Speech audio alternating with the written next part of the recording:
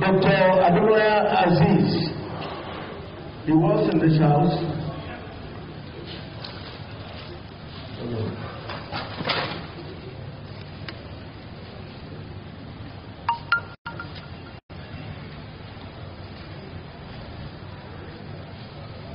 Comrade Leo Ewenyi, is he in the house? The NAS rep, the panelist here. Dr. Hassan N. Muhammad, you're welcome, sir. Comrade M.I. Japa, please come to the high table. You are supposed to be a panelist here. Okay, Rapporteur, yes, I can see you. Comrade Agabin Tamu is outside. You look for him. This is Ada Inusa. He's a facilitator here. And we enjoy you all to please remain calm. As we have learned our lesson in the first session, this one will be better. Dr. Philip Clary, you're welcome, sir. The chairman. Okay, thank you once again. We crave indulgence to please bear with us. I know every one of us must be tired. The let us quickly go through the second session. I'm sure the presenter is ready. So, the next time, what is the time for the presentation? How many minutes? How many minutes? Give him chance. How much did I check? Sir? You won't take as much time. Why not?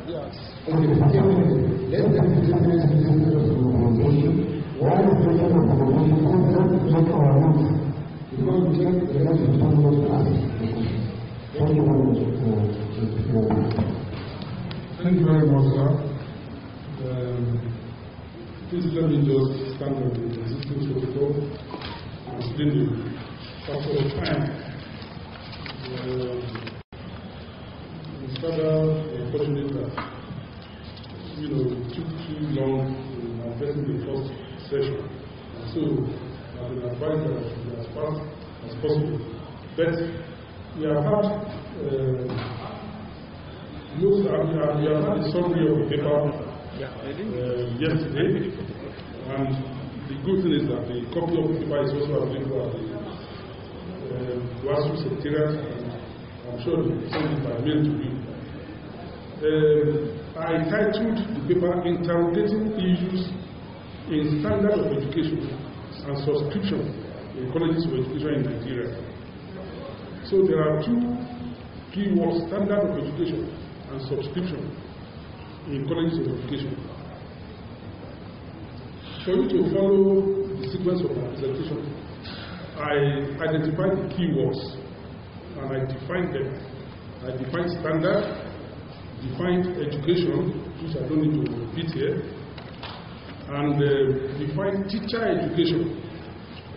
That is primary to our discussion because we are college of education. Then I established the fact that there is a symbiotic relationship between standard in education and subscription. Because if you are to subscribe to anything, whether as lecturer or as student, you must ask some pertinent questions. What is the quality of the thing you are subscribing to? What is the prospect of job career? Your job development, career development, and other things you ask. Then what is the cost? That's funding. So students naturally will ask those questions before they move in. And staff also will ask those questions before they take appointment in college of education. What's the prospect? What's the quality of the job they are doing? What's the prospect in the college of education? And what's the salary that they will receive? So, and all these are tied to standard issues in education. I talked about the college of education. I mentioned the types that you have: the conventional, the technical, and the special. Then you have the plural possibility of open, like we are talking about the federal, the state, and the private. So, if you, and I said educational standard in Nigeria had dropped over the years. And I said there are factors responsible for that failing and falling of standards. And such factors have been identified to be more prominent in tertiary institutions by researchers. That is, tertiary institutions are more culpable about the failing and falling standards. And the reason being the fact that the primary education standard has fallen, the secondary education standard has fallen, and people from primary will transit to secondary, and secondary will transit. Is it clear? Yes. And secondary will transit to. Okay. Okay. I know. Okay. If it's making us, I will use my classroom voice. You know, so it is a case of putting in garbage and you garbage it out at the tertiary institution level. So, and I said that it is equally important for us as teachers addressing college education to contextualize the problems and the possibilities. Because if we need to identify the problems, it may seem as if we are isolating college education for utility. And that's why I said that national development itself is tied to human development. And the measure of human development is the Human Development Index, which is objectively done by the United Nations. So if you subject Nigeria into that Human Development Index, you will discover that things are going nationally over the years. And I raised the question of the index should be in three forms. The health issue, which deals with life expectancy. In life expectancy in Nigeria, we have 54.7%. In most European countries, it's about 89%. In fact, in Canada, it's 90-something. In South Africa, it's 63%. In Ghana, it's 64.something%. So Nigeria is drawing behind even countries that are supposed to be better than. Education, that is the education as education. Education is perhaps even worse than the issue of life expectancy. The main year of schooling and the value to measure learning is poor. Our total indices for the value placed on us as a country is 0.538. We are 161 out of 189 countries. We are 28 in Africa out of 54 countries. South Africa has 0.724, almost 200 points than Nigeria. And they are 7th in Africa and 114 globally. Even Ghana came 7th. I mean, Ghana came 15th in Africa, you know. And so you can imagine the quality of life that we live in Nigeria. The education issue in Nigeria, we all know those problems. I have a chart here that talks about 13.2 million children out of school. 49% proceed from primary to secondary school, meaning that almost 50% of the children from primary school don't go to secondary school. We have 30% illiteracy rate in Nigeria. Many, you see, it is said that statistics and data will be an ass, but it can also be an asset. Now, when you talk about Nigeria as a body, you are measuring the entire country. The literacy rate in Imo State, for example, is about 94%. But it is also in, say, Borno State. But when you are talking about Nigeria, you must pack them together and find the average. That's the ask I'm talking about. But it's also an asset in the sense that it gives direction. It gives you the boldness to attack problems and find solutions to it. For example, out of the 13.2% that I said have been out of school, about 9 million out of them are migrants from the north. And that is why recently you see that governors took some steps by asking some migrants to go to their states and provide for them for their education. It is also of equal note that the Jonathan regime actually prepared schools for migrants, but today everything was abandoned. I think some governments are trying to revamp such so that it will make access possible for keeping the population. The problem with Nigeria is that we have a youthful population. Indeed, we are about 69% between age 24 maximum. About 69% of us are youthful. And so there must be a means of providing for them to access school and become something. Otherwise, our human development index will continually drop. I also talked about the economy of the country. It is said that Nigeria is the largest economy in Africa, with about $5 billion annual GDP. It has dropped to 446.7 GDP last year because of the COVID. But South Africa is very close to us. South Africa has over $450 billion as their GDP.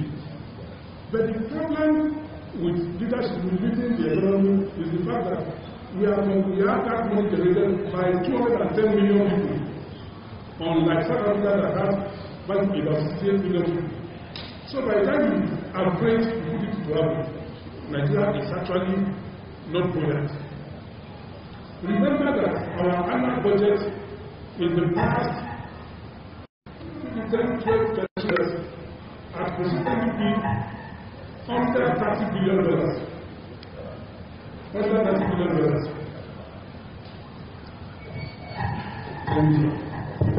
Well, if it's not working, I can speak out. Consistently under $30 billion. They will mention 14 trillion, 13 trillion in Naira. Naira is there, it has been devalued greatly. But if you turn it into dollars, you see that you are talking about $27 to $30 billion. South Africa in 2019-2018 expended $116 billion by their government. In fact, the amount of money we spent on education was almost equal to our national budget for that year.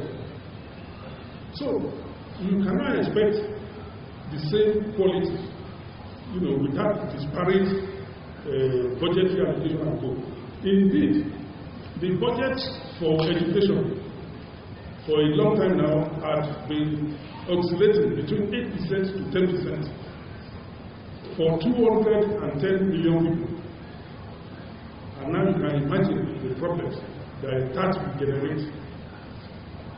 So, having this background of the National Development and Human Development Index, we can now contextualize problems of education within the national problem. And with the data available, it is evident that everything, including education, be it whatever, had fallen in standard. Everything has fallen in standard. So, like I noted earlier, the culpability lies mostly on tertiary institutions and college education are part of tertiary institutions.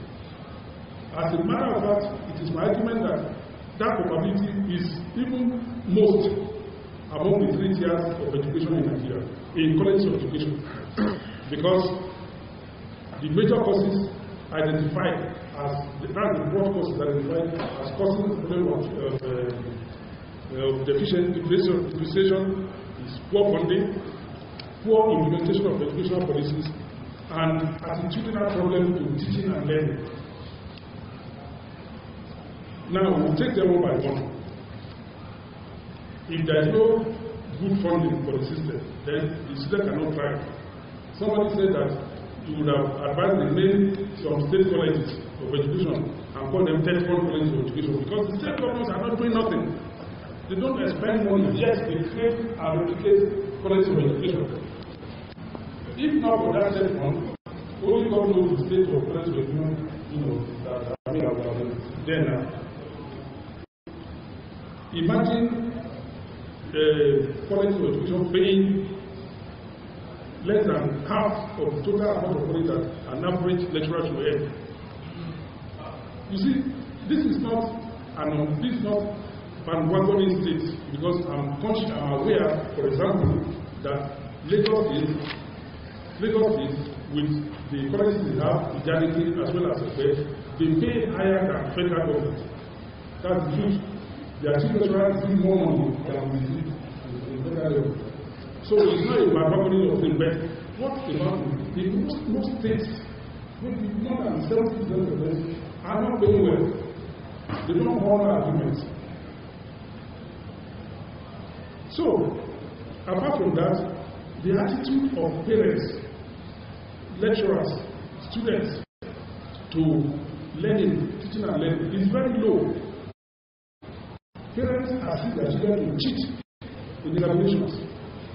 They pay, they corrupt administrators of institutions to pay students even when they have low grades. They aid them in cheating examinations. The morality level of students, even as staff sometimes, have gone deep down. And so the attitude to learning, teaching and learning, are also weak. Apart from those three major problems, there are internal problems. And what are the internal problems? We have this negative perception of teachers. For God's sake, if you earn 200,000 naira as chief lecturers, it will impact on your confidence when you are talking to your counterparts, knowing the quality of degree you have, and yet you are subjected to such treatment. And it percolates down to primary school level, working and all those things. In some of our institutions, we also make unnecessary concessions. I raised the question of JAM, that in 2018, JAM approved 25% for admission for college of education under all in the name of asking students to attend college of education. If you don't have any student, well, it's not better than, what the Yoruba will say, zero swallows zero, 0 times 0 is 0, So, even in our colleges, even in our colleges, we also make concessions that are not necessary. We are doing waivers, and so that we can have more students, we are doing waivers for anything, and we mortgage our conscience in terms of admission requirements, just because we want to have students. I agree that some of these issues are not standing alone. Some of them are interconnected.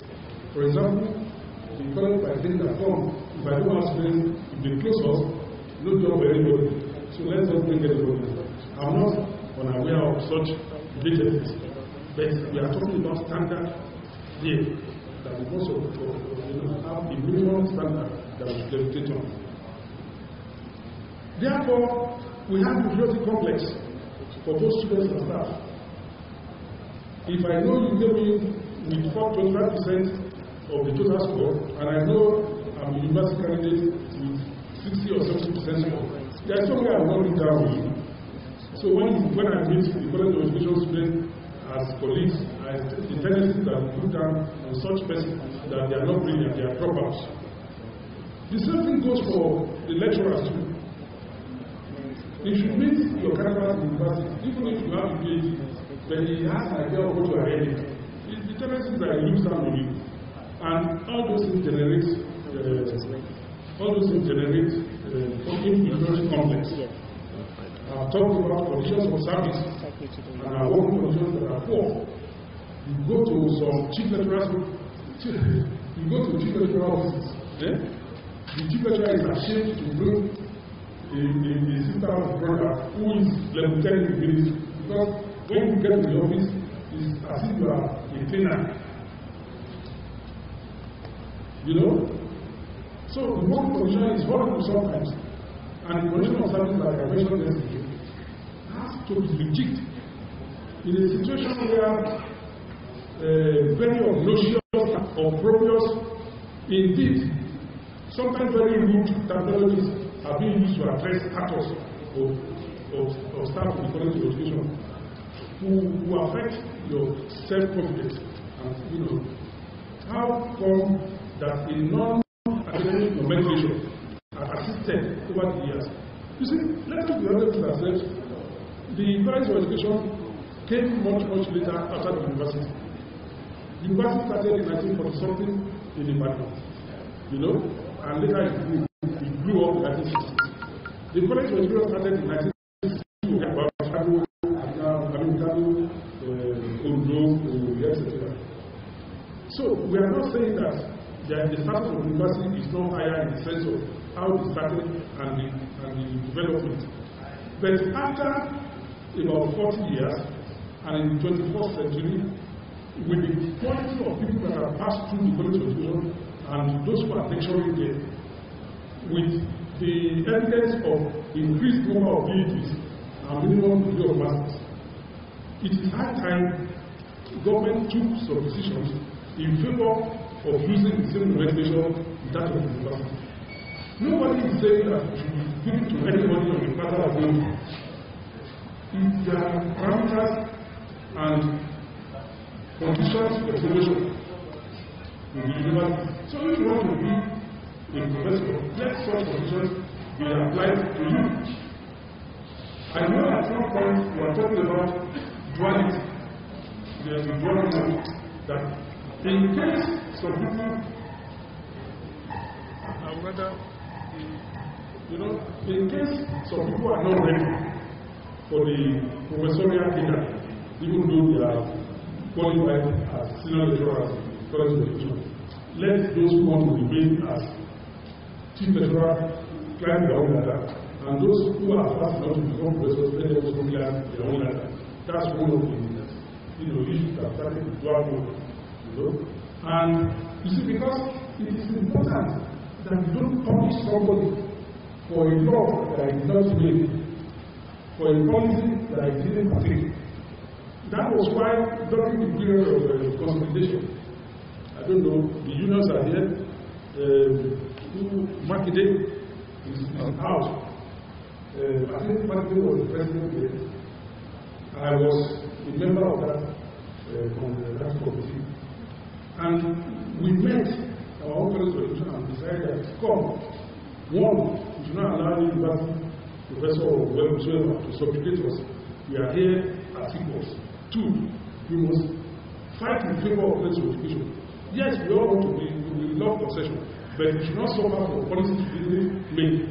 If I was employed under a specific condition of service, and all of a sudden government wants to change, you like to want to suffer it.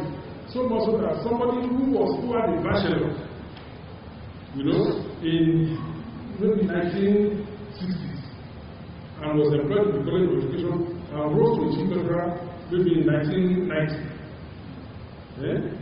If you come back to the university at that point, they will say the person will not start as assistant lecturer.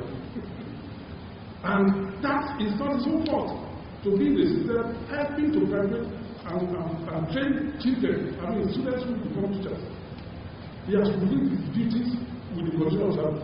So if they are going to get a change in policy, he should not be the one to suffer that shame and disgrace. And luckily, the current chairman of INEC was our chairman. The total professor, the guy was also a member. And the reason was that's how we were able to manipulate, or not, I don't want to use negative, but that's how we were able to one way so that that perception will not disfavor college education.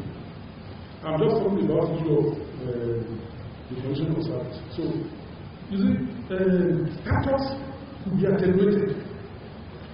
If there is attenuation of status, that is a willing subjugation of yourself, it breeds inferiority complex, and not limited to only staff, but to students. If professionally, you need to be in the colleges and see the NC and the degree students that they are running. Some students at the degree level, we want to subjugate the NCC at the NC level. In unionism, they want to say, okay, yes, we are also students there, we have to be the one to occupy the union. You know, I'm sure the folks will know how they're managing this party. You know? So, some of these things are issues that will lead to brain drain and attrition. Attrition, especially for students, brain drain for staff. The reality of life is that most lecturers that were trained by the college or the session fund may have gone. They have not been done, maybe 3 or 4 years, maximum of 5 years in some instances.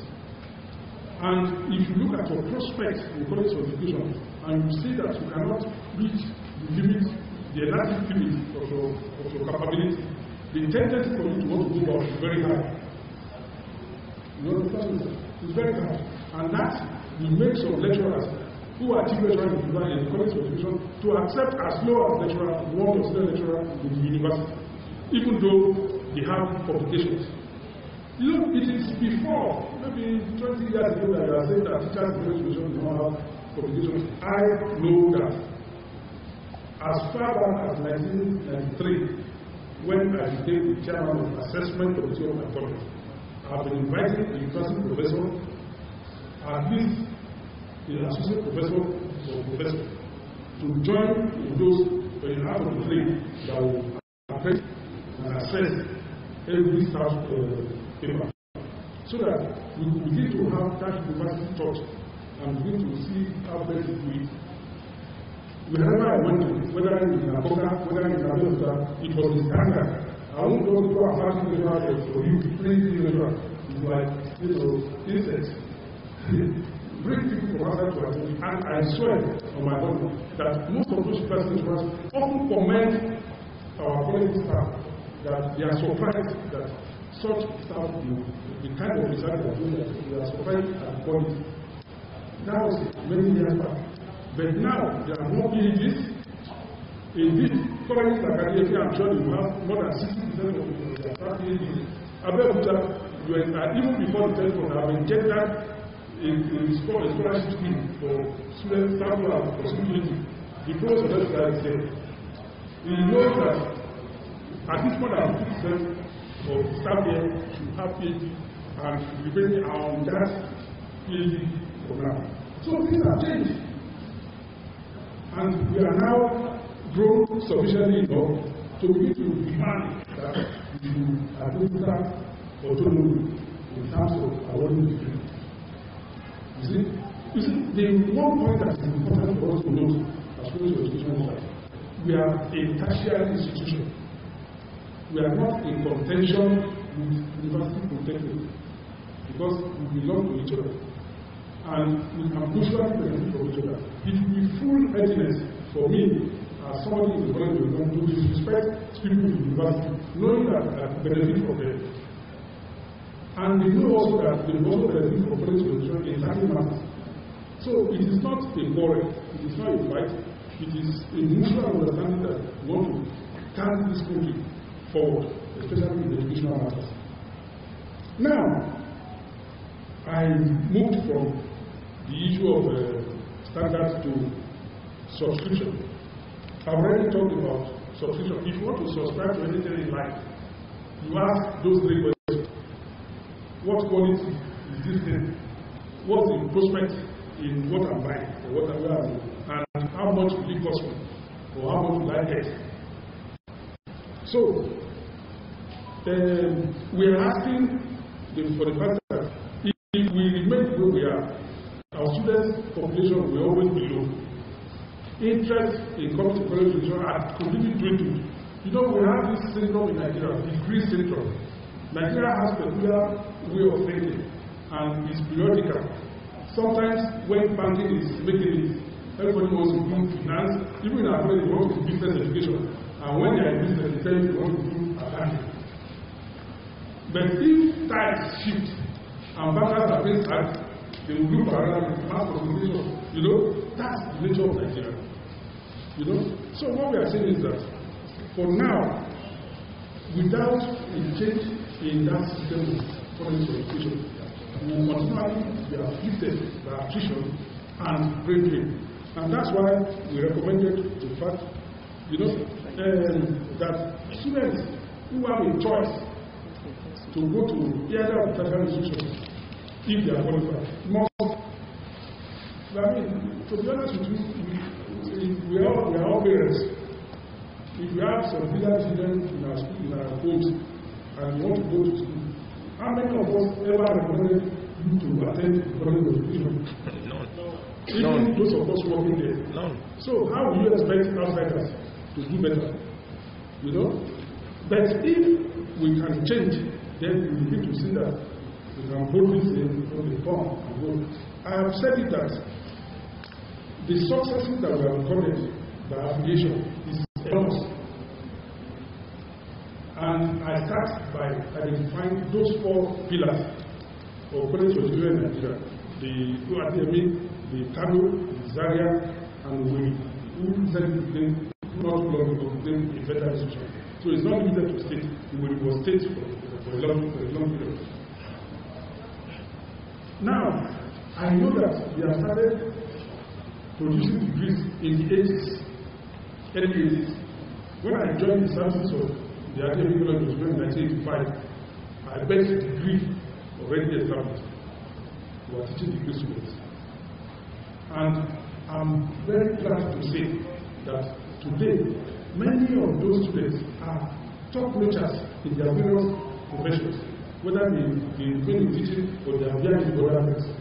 And I have many examples. In fact, at one point, I did my bachelor at the University of India those days. And I was now comparing the number of students that we have in academic college, for example, versus number of students that graduated in my department in Ife. I discovered that more of those students from academic who are in education had PhDs over and above the ones in the department in the regular university. And when you look at the growth and development of individuals, you also realize that I started an example that 4 of those who are students in our academic education are now going currently or is only already Professor who was currently in the academic. So, and it shows that you can't become a provost if you are not there, if you are a global. That means that you must have a measure of academic competence mixed with other values. And so, it's leadership, and we must encourage such a thing. I've already talked about the fact that we have to strengthen the status and environment. Thank you.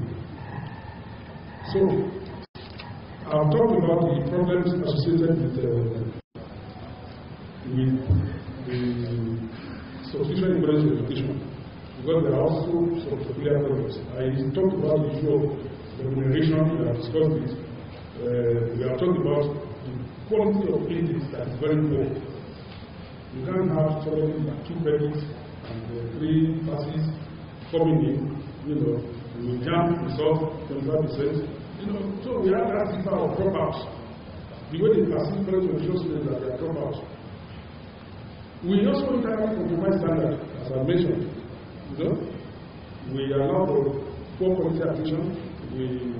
We cut corners just to get students. We proliferate DLI, whatever learning. We have things there, sandwich, curriculum, these and that, knowing that these students are not doing too well. I'm not saying that this happens in all college education. We are being honest with ourselves. We know the quality of students we produce in our own college is different from the one we produce in sandwich or any distance learning that we're talking about. So all these things we have to think about. You see, mushroom and bigger tertiary institutions are bound. You know, whether they are universities, whether they are polytechnics, whether they are college education, there are so many of them. Some of them are not even as good as some secondary schools. I attest to the fact, and I can quote it. Martin cited an example of college education in Yiwa. I think after the ESN discovered that there was something missing, he sent me to go and assess that institution. I went there and I met the so-called groups who actually is now vice chancellor or proprietor of the university in Ghana. He calls himself a PhD at I know that he does not have a master's. I'm telling you, because of his courage and and the wife was the registrar of his marriage. I'm not sure that woman had more than anything. You see, and that's what we're talking about regulation. Because SEC granted him permission, but through some people that went there, and he started his school. So, I understand I see it because I wrote my report. I told him, come, my brother, this is not the question, it's not about me, it's about standard, it's about quality of standard of education in Nigeria and our future children. So I'm going to write it myself, and I wrote, I gave him a copy and I submitted a copy to SEC.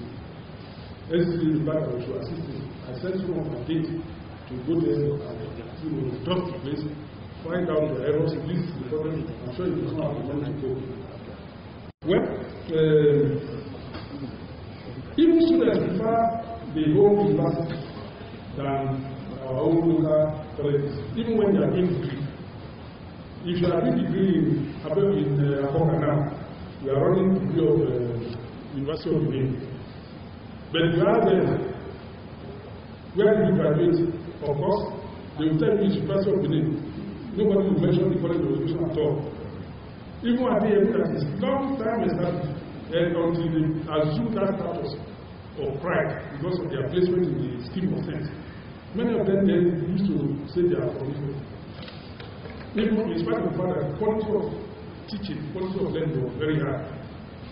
It's only recently when they now discover that they are self-established, that now think that they are the world that they are doing. So we must take glory for what the colleges have done. Because learning is their dream. And students would rather transit. And because they look at it, I will spend 3 years for SCD, perhaps wait at home for 1 year before I can get admission, spend another 3 years to get the bachelor. You have had 7 years at home, rather than going in for 4 years straight. And that also is source of attrition. Some of them will withdraw at year 2. Some will want to manage at year 3, thinking that they can use one to do 2 laws. But they might be caught the other way. Either they don't perform well in the education or they are caught to the grass schools. So we need to reduce the number of years that brilliant are not available for everybody. Brilliant students for this. Those days you should credit. If you have credit is like, second class offer. So we are moving to year 3 of the university. And you are doing well. I have not seen anybody that moved that didn't make up with 2 in the university because all these courses they have done before. So we must look at that critically and allow some of our players to credit to transit to their 3 of the degree program. My conclusion and recommendations. I have summarized what I said before, but I just go straight to the recommendations. Of course, all the recommendations were derived from the problem. So we must fund and give good quality budget to education in Nigeria. That's 26% UNESCO recommendation for developing countries. If we cannot adhere to it, let us try to move forward. South Africa, between 17 and 20%, even Ghana is doing better. Ghana is doing better, 80% sometimes. And we are seeing oscillating between 8 and 10% nationally. I'm sure some states are not even doing that. They don't spend as much of their potential ambition on education. And a nation that does not respect schooling is a nation that is doomed. There is no way anybody can never say. The only way to free yourself from slavery or the mental slavery is to be educated. And if you are not educated, you see, Nigerian problem stems out of the issue of not having enough educated people. Those who are educated now have now become monsters, terrorizing every other person because they know that they will not buy their rights. But if everybody knows these are rights, then who are you? we defend their rights. And we must know that education has to do with national development. I'm oftentimes very ashamed when I read things about Nigeria, or when I want to travel out and look at people, every suspicion. You know, the people are saying, this criminal has come. You know, this one has come. People are traveling. You see, the index of mental stability is the fact, for example, children of Africa, Nigerians, they tread the Libyan desert to cross. Many of them die there in spite of people knowing that they are dying. They are willing to die in the desert than to be in this country to do nothing. And we have government. Insurgencies are completely decapitated the northeast, especially for those states. Children are not in school. How do you have children in school? Kidnapping of children also they impact on population and attrition. And unless we have stability in Nigeria, we will still have that problem of access to education. And once those children are beyond age limit to go to school, they are not likely to go again. And our literacy level will rise. Our educational policies, we have discussed our own time on that. Policies are very loose. Nigerians are doing the establishing policies. But how do you invest when you don't have enough money? You must now begin to look for shortcuts. And I'm happy. Both people are saying yesterday, there are weaknesses here and there by administrators. You know, headiness and that king syndrome that the director mentioned. In provost is split among two lecturers. So split as evaluation is split among professors. That is not make that provost or professor to have horns in their head. They are still the person that you want. Everybody, by the grace of God, is the one that speaks. So don't become a monster to your staff. Don't become a monster to the union who is assisting as leaders.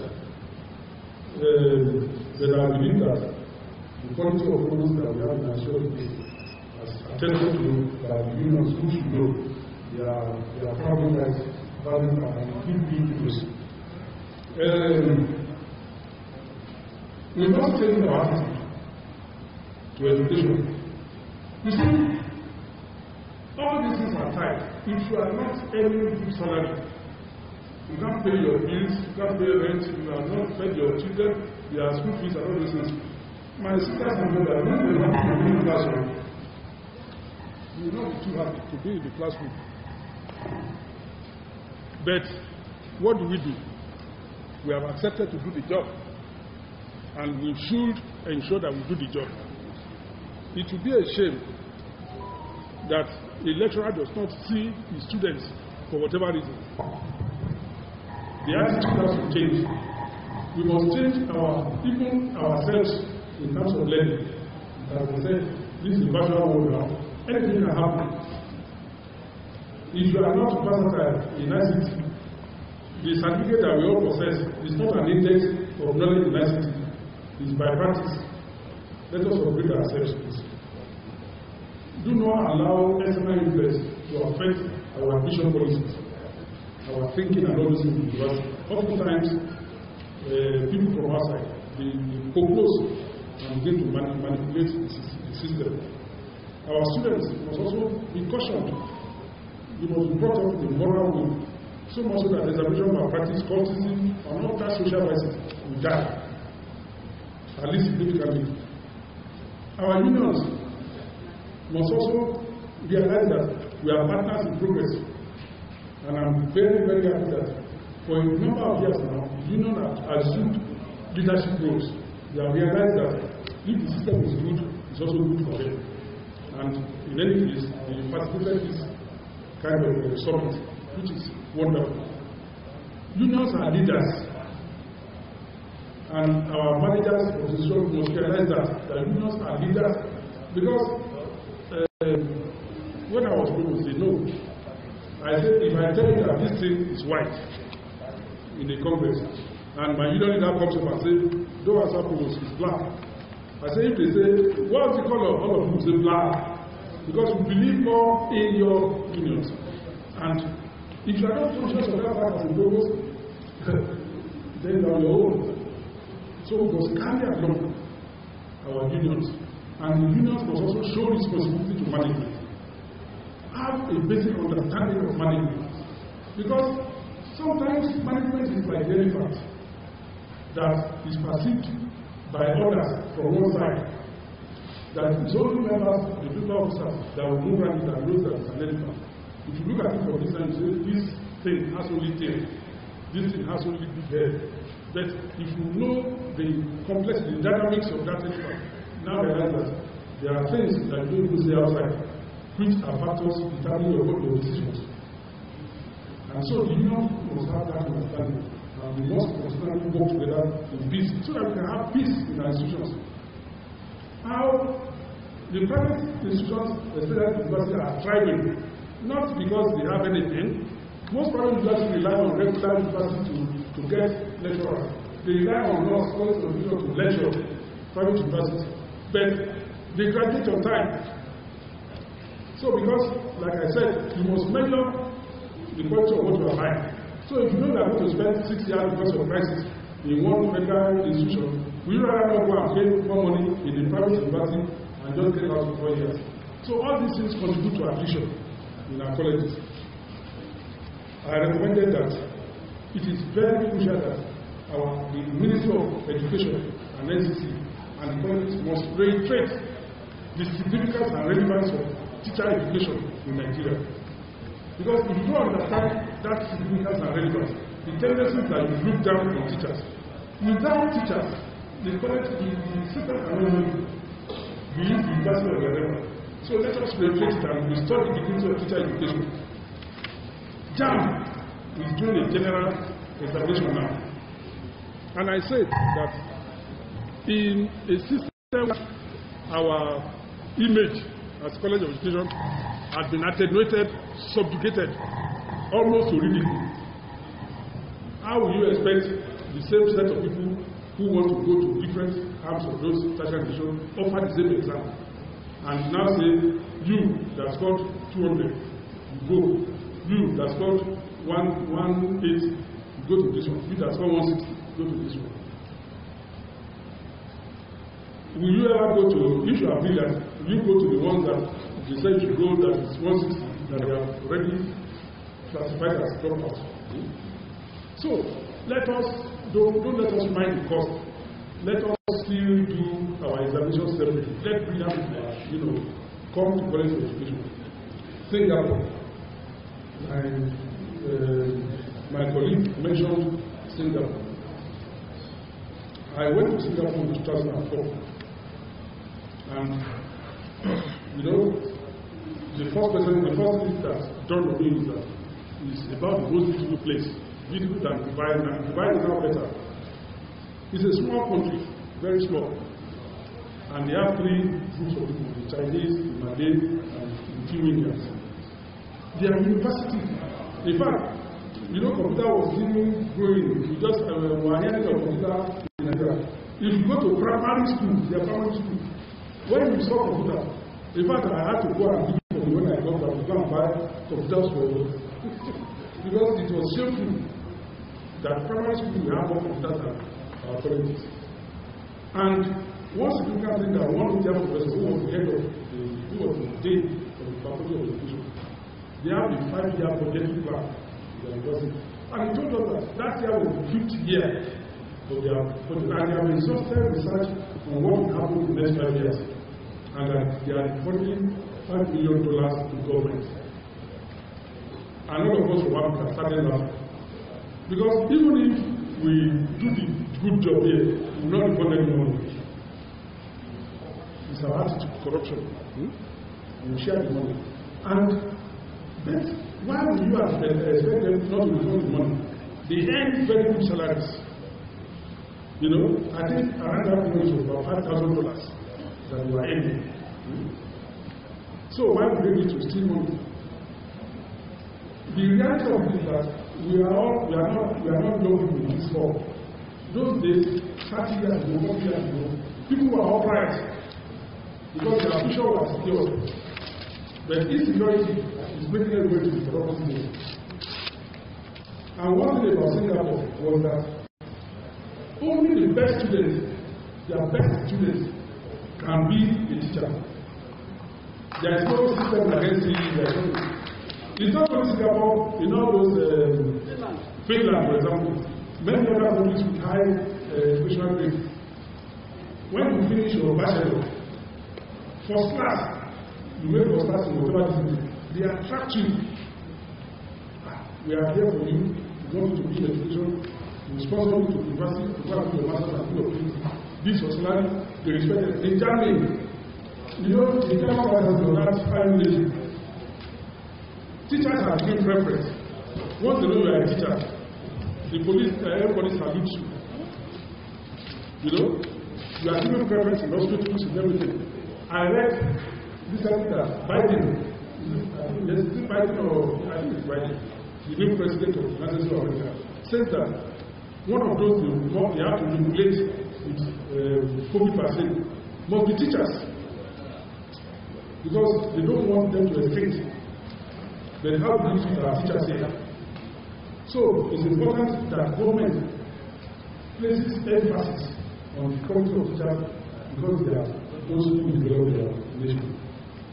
Yes, we have said that there was provision of ICT and that key part of the technology, pedagogy, and content knowledge was used in addressing teaching and learning.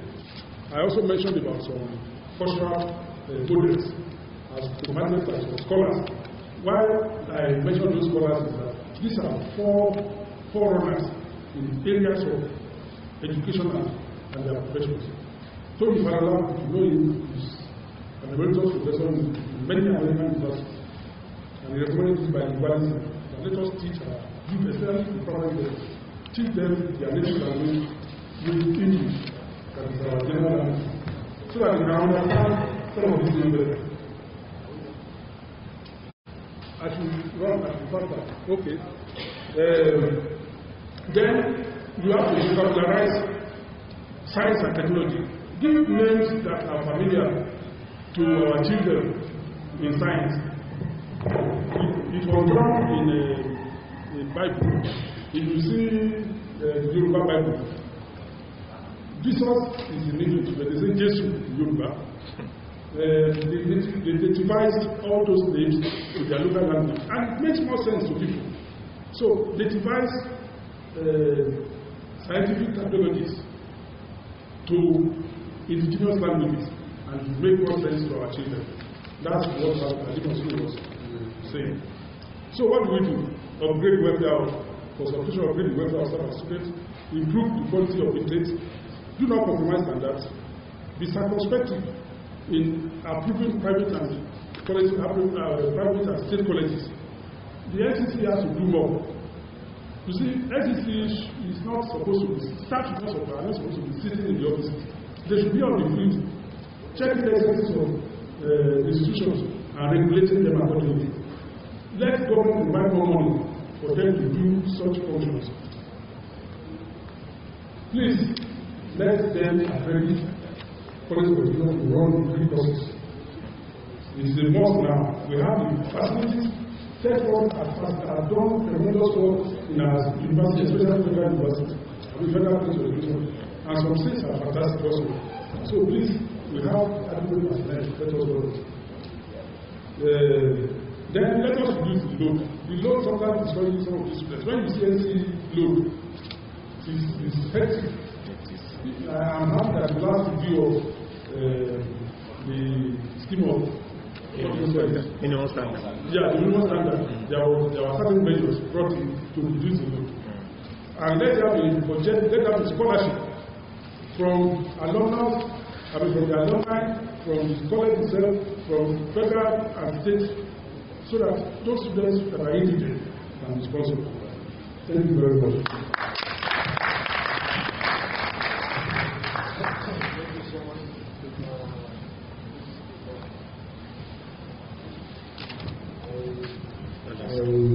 I'm sure everyone agree with me that extensive work has been done on these two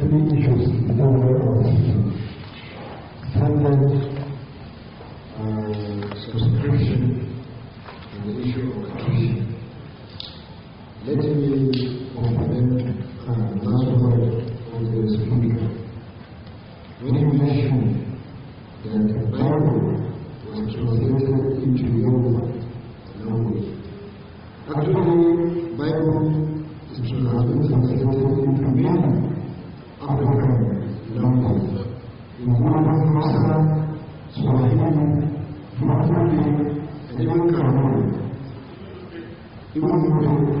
But the irony is that I know Nelson Ambata, physics, Nelson Ambata, has been translated into actually all European languages. And there is no single science-based book that is translated into any other language.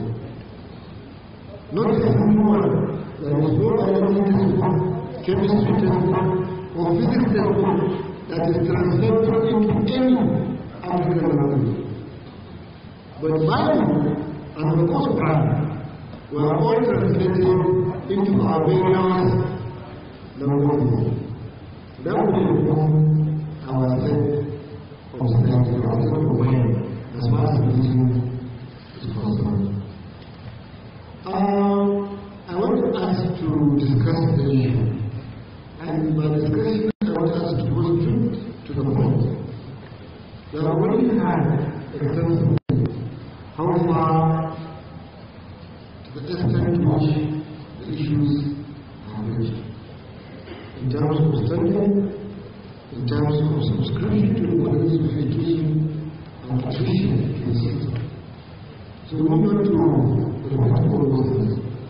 What we would like to have as ways forward, what we do, haven't had what the presenter has mentioned. There's already proposed solutions, but let us add to the way forward. I will allow the first speaker to talk on the issue on the way forward as far as subscription to quality education is concerned, standards of education, or standards in the quality of education. Actually, it depends on the way you look at it. You make mention of standards.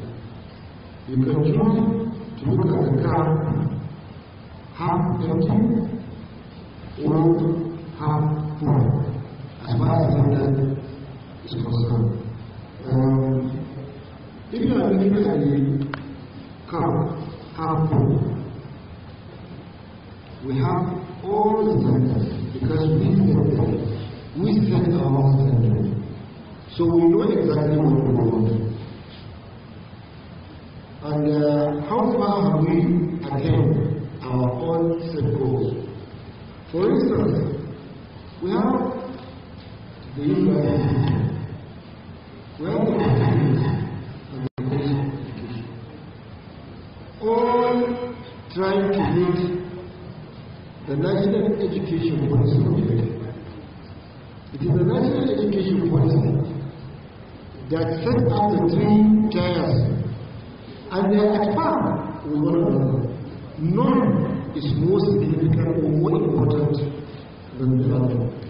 Because the 3 components are all geared towards achieving the national policy on education. So we already have the standard, but then to what extent have we reached our standard?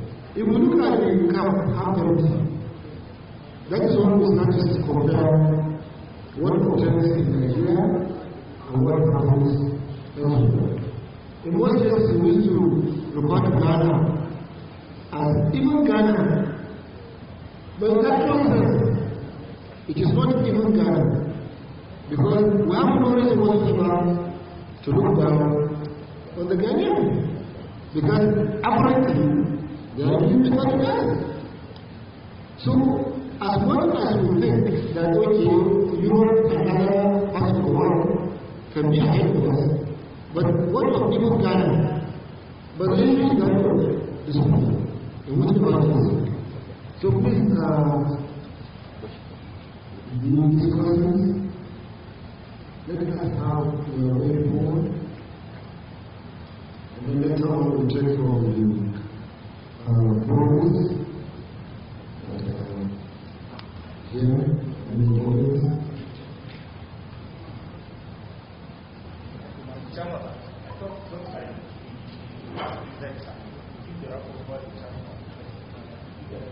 The question. The rapporteur, the last presentation, he generated impression. But you see,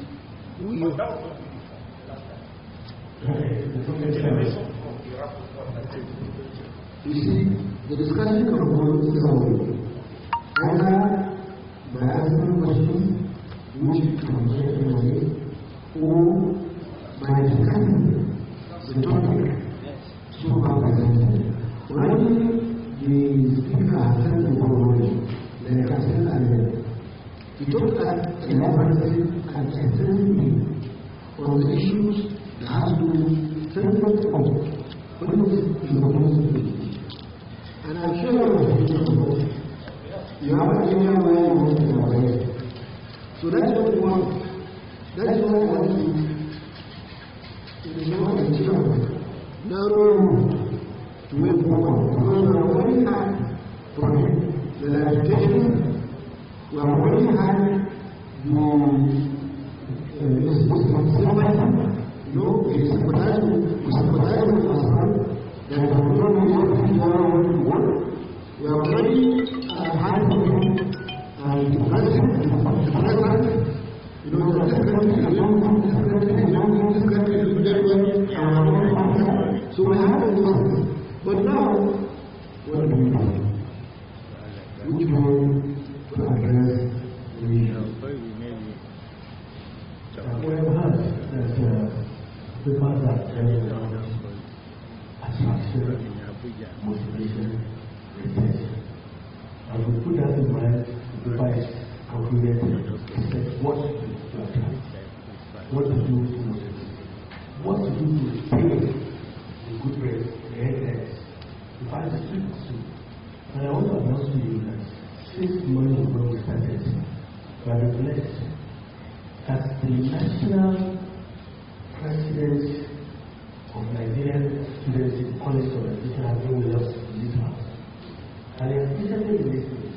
And I think that this is the most past moment when the issue also contributed to this house. So I want to announce his presence. He is Mahmoud Abubakar from COEASU, president of the and I want to commend him that he has behaved to the expectation of what a teacher, a student teacher, our students should be. He was so quiet, he's not happy, he's still taking notes. And so let's put our hands together for him. Because teachers are teachers. Thank you very much. Yeah. So contributions, first, like we said, the chairman, the chairman, this is the time of the chairman. Then we are all listening.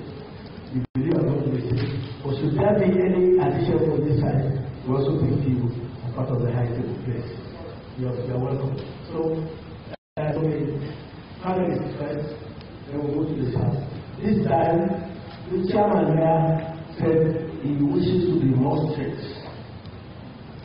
The other chairman is the father, I know you, I used to know you, so more. But the other guy, he wants to be strict. So, I mean, who am I? You are lying with the chairman. So me too, I am strict now. 2 minutes.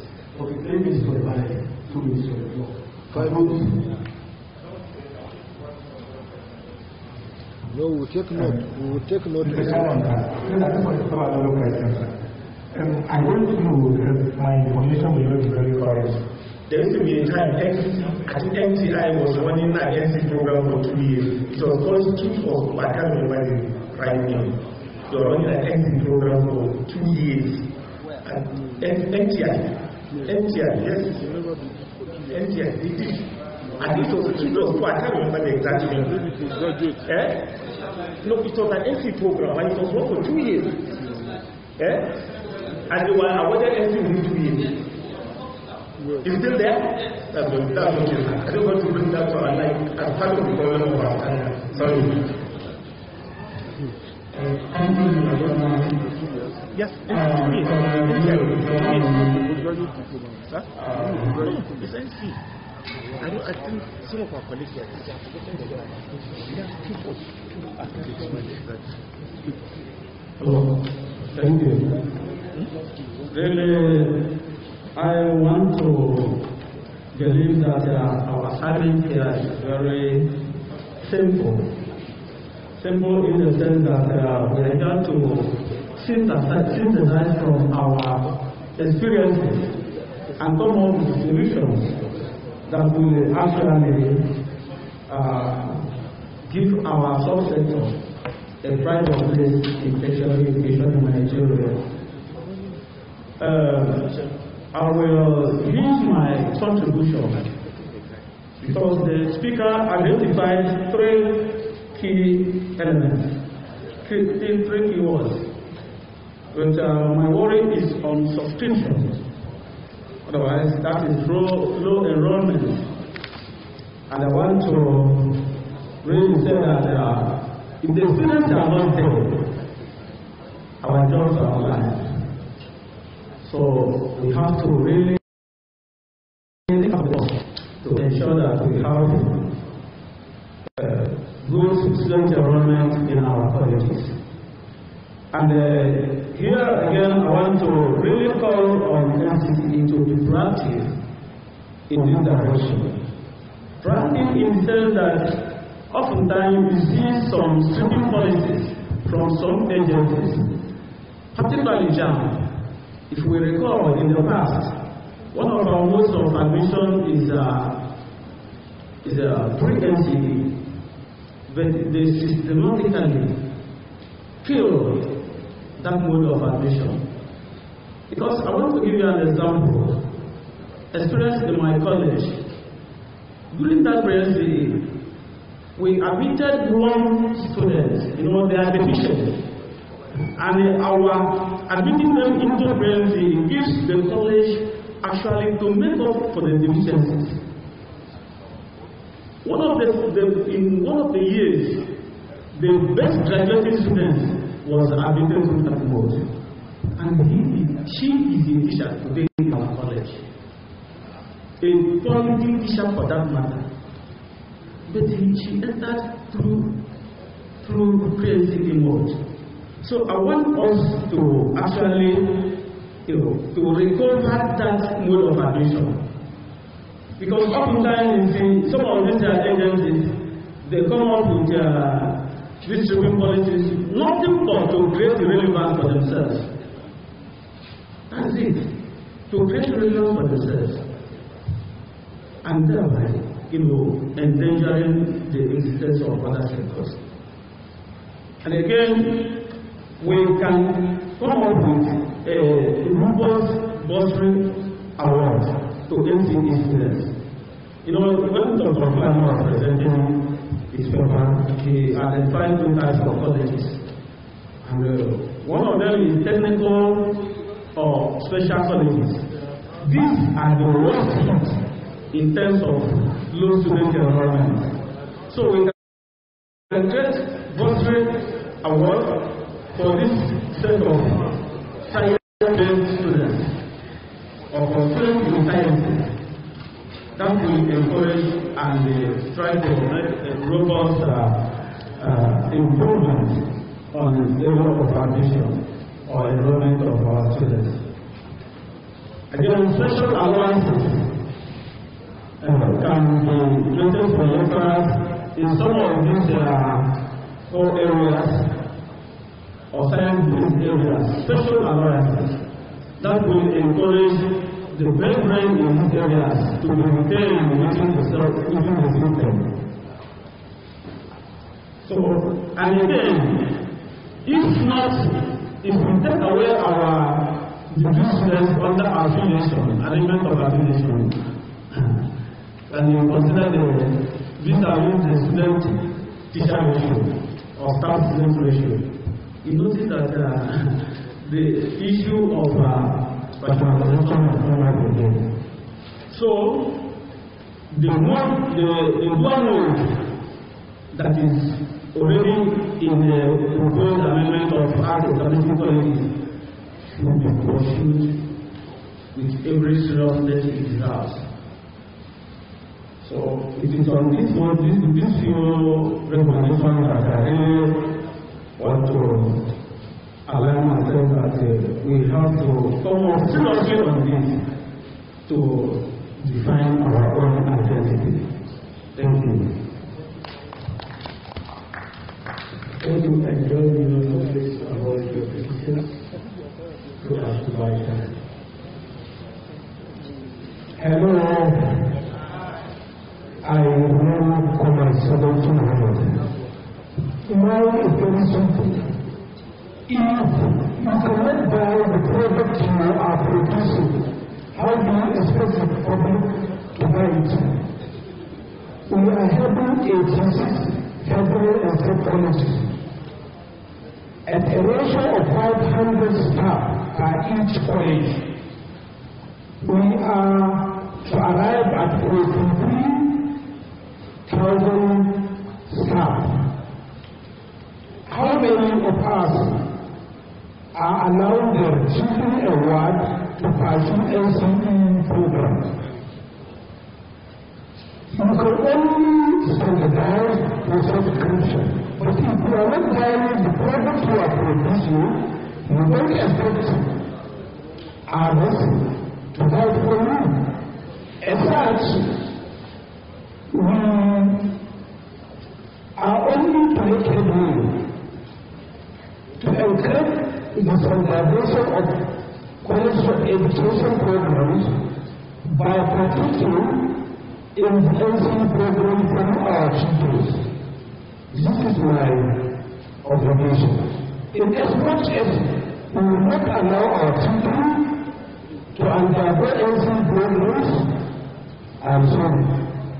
This summit will not receive the light of it.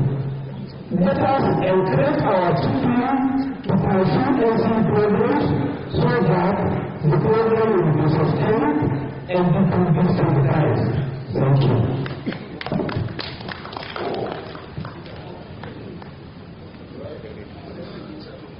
It goes to the attraction. It goes to the same attraction.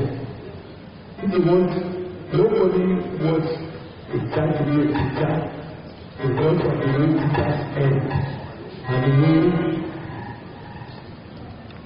teachers are treated.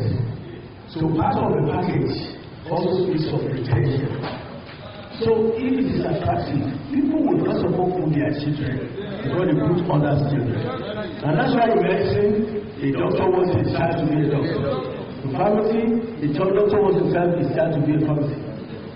The lecturer at the university would rather elect a child to come into the university so as to become a professor, not so as to become the other leg. And that's where it goes. It's the way you end. So the package, the entire package of attraction, retention, and motivation will take care of us in future wanting our children to become teachers. Tell us that.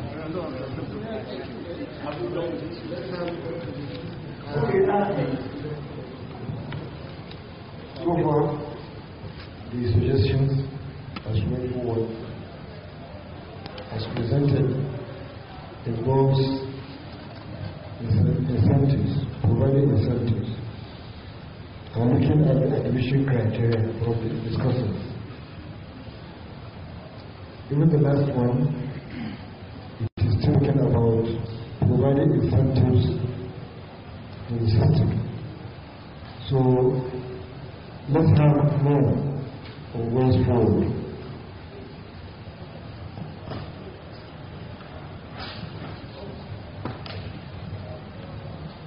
Good afternoon, my fathers and my mothers, the chairman, sir.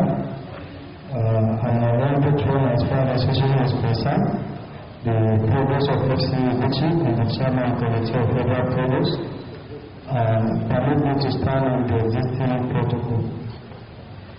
Firstly, I want to appreciate the leadership of COEASU for organizing this summit and for giving us the privilege of being part as a critical stakeholder as far as quality education is concerned. I have been here since yesterday till today, and I can say all that have been discussed is deeply around the staff and the college itself. The college which happens to be nothing if the student is not there. So if we are talking about welfare, remuneration, everything, I think the students should be the first. Because without us, there won't be the lecturers that everyone to collect the funding. And there won't be the structure that needs to be revitalized with the funding. But nevertheless, I must appreciate our provost for the tremendous work in the various colleges. And thank you very much, the second president. He has always been there to support us in everything. I just have one or two things to input as a student in the subscription aspect that is being discussed right now. Firstly, I want to call the attention of the Committee of Provost and even the COEASU leadership that before we can achieve anything, our own suggestion is that the national policy for education is totally reviewed. In the sense that the first thing I want to talk about is the admission into the college of education, in which I always say that they always send the remnant to the college of education. That is only a student that have no choice that ended up, because I don't want to sit down at home, let me go and manage that college. By next year I will write another exam and cross over to university. We are able to engage in this last quarter mark that they gave. That's why we are always shouting of quack teachers, non-qualified teachers. The problem is from here, because we thought they are the one designing the cut-off mark. That is only if we send the brilliant students to the college of education that they will graduate and become best teachers. But when we are sending those that are not even interested in being a teacher to go and learn how to be a teacher or prepare them to be a teacher, I think they will end up being quack, in which this one let us understand that it's not his fault, that it is the national policy for education that designed it like that. And we promise him that we will pursue to the latter. If they cannot send the best brain to college of education, let them just come it, and government should know that we are fighting to be a university, or polytechnic, rather than suffering and doing the college of education without anything. So please, sir, I want to appeal to our fathers. Let that, if the national policy of education is a problem, let it be reviewed. Secondly, you will agree with me that if there should be any institution in this country that's supposed to be serving in this country, should be the college of education. Because universities are meant, they say they are meant for research. So let them do their research and give the developers of research to develop their research. And polytechnic technical schools, in which they are meant to become where they will share what they learn at their technical schools. But college of education are meant to transmit knowledge from one person to another. So history let us understand that before, colleges used to go to youth service. Before the current president, when he was the military head of state, he stopped college of education students from going to youth service on something he termed technical something. But we also realized that Professor Chinwe Obaji, a one-time Minister of Education, just for 1 year, 2005-2006, because of our need for NCE graduates, she introduced something called Federal Teachers Corps, in which is just meant to accommodate the graduates of college of education. If they cannot go to youth service, let them be engaged under the Federal Teachers Corps, in which after their graduation, they will be sent to their various communities to help in teaching and transmitting what they learn in their various colleges as internship. Instead of normal 1 year, they spend 2 years with normal remuneration, the way youth service corpus are being paid. But their own is even more higher. That was how she proposed it, and it went as far as having the Federal Executive Council approval. And she said, when we met her, she said she started it for a period of 1 year that she spent in office, that she got the fund she used to start from Education Trust Fund, which is like 60 million naira then. And was surprised after she left, the policy was to thrown under the carpet, and she even assured that the fund for the Teachers' Corps is still being given to some state governors up till today, and nothing like that is being done. We try as much as possible to engage the National Assembly, let them revisit that policy so that it can be reintroduced. It will help the country a lot in solving the menace of lack of teachers or quality teachers in our, especially the rural areas. So our appeal is this. We are appealing to this committee to please help us hint the Ministry of Education, the Presidency, the National Assembly, let the College of Education students be sent to teach those at the basic and secondary school. You cannot send somebody direct mechanical engineering to go and be teaching as a youth proper. You can never do what you don't have. Thirdly, we want to appeal, as the President of Nigeria has pronounced as like bursary, scholarship, like appreciation for the students of education, both the college of education and university. We are appealing to this committee to intensify the effort in making sure is implemented. If we want a students that are graduating from secondary school want to go to college of education because they know when we graduate, when we are in school, there will be scholarship, there will be bursary, and really look at it as automatic employment, which has always been the problem everywhere. Our last speaker actually said something about what I want to say is the review of the minimum standard, that the load is much. The students of education do nothing less than 17, 18, 19 courses in a semester. So it doesn't help us in assimilating anything, rather we just carry out.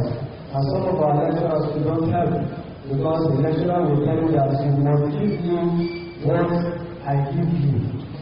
You cannot go and give different definition from what the lecturer give you. You give a different definition, you will end up failing that particular course, which means that they are not allowing us to go and do our personal research on every course, rather just come the handout and give it back to the lecturer the way he gave you. We normally call it la cram, la pour, la forget. Immediately you cram it, you pour it at the exam hall, and then after the exam, you forget everything. So please, we let the minimum standard be. There are some courses that need to be marked in federal courses and the only one. Again, one thing that we are appealing for digitalization of teachers' education in this country.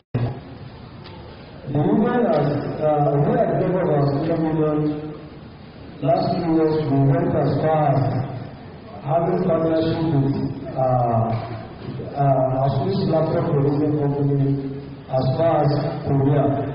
They sent a representative from Korea during the last administration. They even gave the 10 president 2 laptops embedded with the curriculum of NC that we gave them as some books with our partnership with Congress, one of the world's largest libraries, that let the teachers' education be digitalized so that we can move up with the current situation and the global century.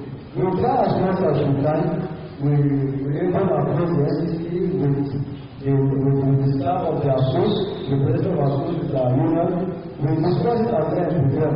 Our major requirement is that federal government should subsidize the rate of either the pad or the laptop to 60%, while students pay the remaining 40%.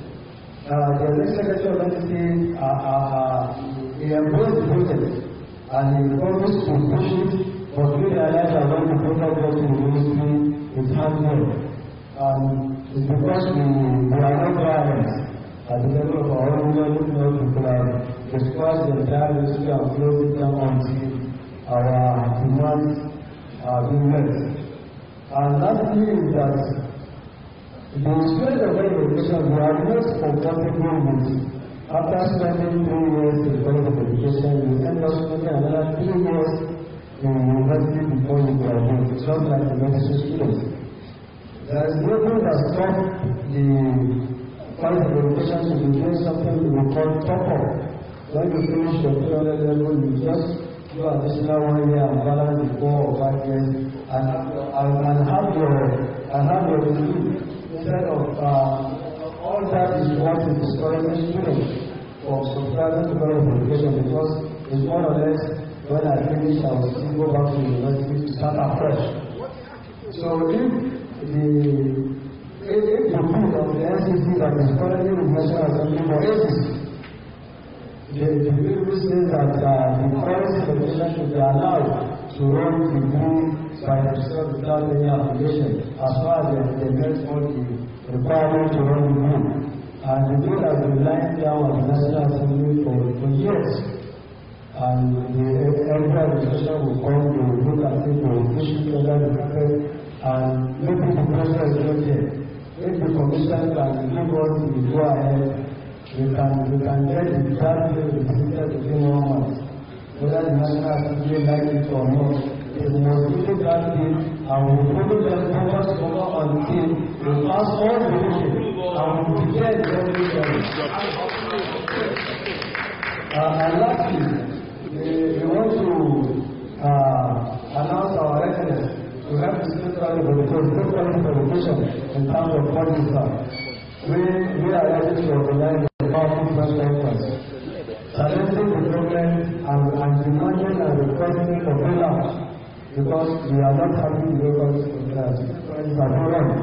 I was at a state education before, and the provost was let me understand that the governor of that state was telling them that you don't have anything you are giving me, so I don't have money to give you. So the provost is now telling some of the lands of the college to where they will farm rice, do fishery, just for them to be able to generate IDR for the college. So I think it's high time we declare state of emergency on our state college of education, and it's probably a joint task force of both the management, the board, and the students. Let's see how much pressure the government can take. Thank you very much. I'm happy you have listened. I just wish to conscious. I started by saying, like you really cheap. I am the first black, and you are the first black. There are no students, no lecturers, no workers. There are no workers, no students, no I cherish this very much. And I'm happy that you have had that some of these things just in English straight. Chairman. Thank you. I think we are making progress. We have some suggestions from the students. Therefore, mention the people teacher course policy, review the minimum standard, digitization of teacher education in the country, which we suggested statement, and also the talk of the youth program. The talk of the youth program, all these ones are very good suggestions to combat the issue of attrition and some efforts to improve on the subscription to all this education in Nigeria. We also requested an approval to the students to take our own plans in more than 30 days. Even though the power is not approved by the institutions of approval. Because we don't know the process, there are people who are going to work. What is the strategy? You know the whole thing of how you have to do so, look at time. Look at time.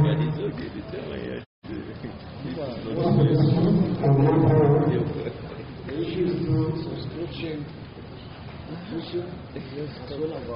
Thank you, sir. And I want to talk about subscription. I want to present a scenario where most of our colleges are located at the rural areas.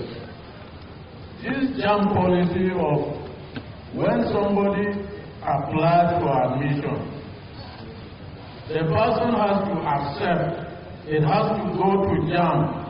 JAM will also have to say the process. Yes, we accept that we should be digitalized because we are in the digital world now. But we should be very, very conscious of the type of digitalization we are going through. Because JAM is coming with a policy and looking at it from the perspective of the developed countries, where everywhere we have facilities, we have NEPA and what have you all over the place. We are still in Nigeria and we are tactical Nigerians living in rural areas. Most of these things, even when they were talking about online teaching yesterday, we tend to forget that even in our college we started it, but we found out that in most cases, some of the courses you find out that out of over 200 students, only 4 were participating. So we have to stop it, because those are the ones that have the facilities available to them. The rest are in the rural areas. They don't even know what is happening. So it becomes a problem. So I want to appeal that NCC should stand on its own. Look at this JAM policy of the student must follow all the rigorous process before being admitted, because that is one of the issues that is making our subscription very, very low. We went to JAM, we were complaining of 101 students that subscribed to our college. Then we were told that in fact you are even lucky because their colleges were 0. So imagine if a college has 0 subscription to this JAM, the highest they can do, because they cannot be teaching 20 classes, they have to be breaking some of the rules of JAM admission process to be able to push ahead. So instead of doing that, why don't JAM open up and begin to look at where to begin with all these processes and where to end? And maybe by that time, our students may be able to succumb and subscribe. Thank you. What we do, we now have the problem that has to do with JAM, and we know JAM has its own policy. In fact, all colleges, in fact, all institutions used to be invited annually to a meeting where the Court of Marks are decided. So it is actually not JAM that is to decide the Court of Marks. It is the same institution, universities, and technical and colleges. If we have a different view on JAM admission policy as regards to college education, what do we do? What do we want JAM to do?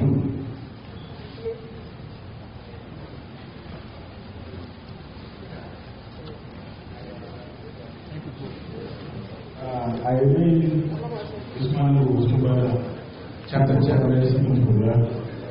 As an adjunct to last year, I think the best is to go back to what it is where we have preemptive in full capacity.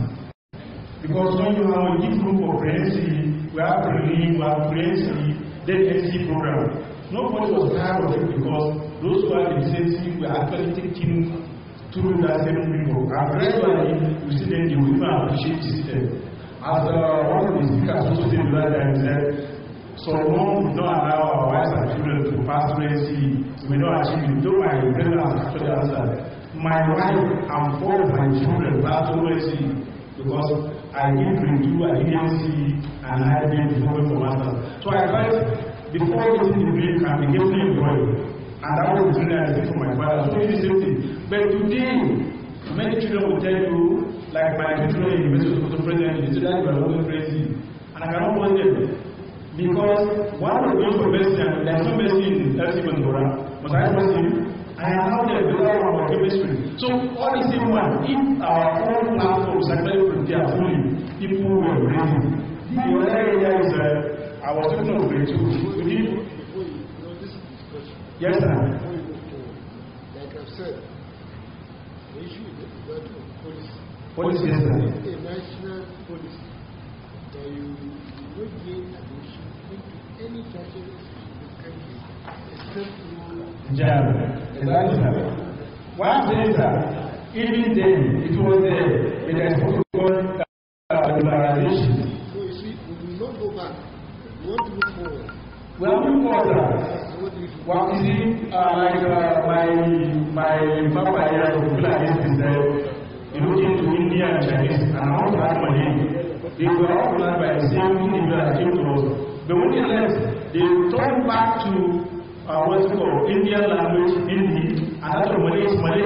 So all the same thing, if we can equally copy and do the same thing, that will progress that. Because what I want to ask is that you want us to apply to review the job policy. Affect colleges of education, right, sir. Yes, sir. So, here is the same minimum standard we are using as our what's tool. I think it's minimum not maximum. If Nigeria, if by any student want to be introduced to vocational education, at least one, for example, no matter what you read, pick any of the same three, block movie, theory, whatever, and handcraft, actually, vocational education. As you graduate, even without government calling you, you will get free employment. And that is what China also did at the time. So we can now expand something by having what we call additional course called vocational education. Because in primary school at the time, there is what we call handicraft. And that translates to what we call vocational education today. There is no more. So if you can actually open doors to have the same thing, I think that will be improving our system. Thank you very much. If I understand it clearly, you propose two solutions to the problem. One, you want us to think about the result policy to clear and focus consideration of policy regulation in view of the existing subscription level.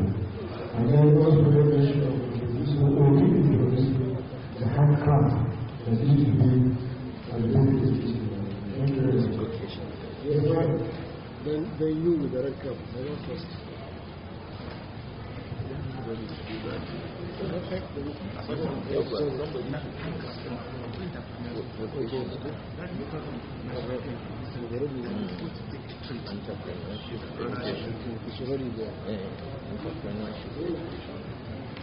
It's a trade, actually.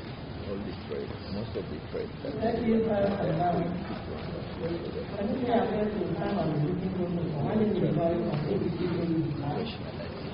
I want to say now that I'm not because of the NCB, and I keep mentioning that to give them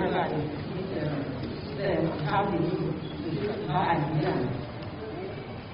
I want to consider that if it is possible from the areas we stay, we have the opportunity of talking to people where we are looking for admission, to get the college from that angle of being a very nice place for it to be, and also bring the universities and the other sister education level to be higher than college. That aside, the issue of admission, I want to really find out who sets the cut-off mark for the institution. Why should that of the college be so low? And if it is not very well, and if it is limited, there was a test made months ago by one of those lecturers, where he mentioned that we use 80%. That is to say, 80 marks for this agreement. And that's why I find it very important. It's not 80 marks. And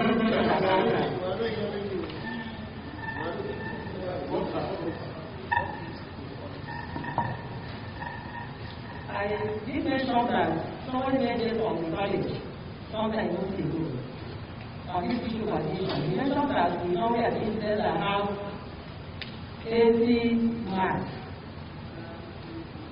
from JAM as part of our students. I think it's not true. I don't know how he arrived at that particular mark he gave, whether it is true or not. If it is true, which means there are some colleges that are compromising.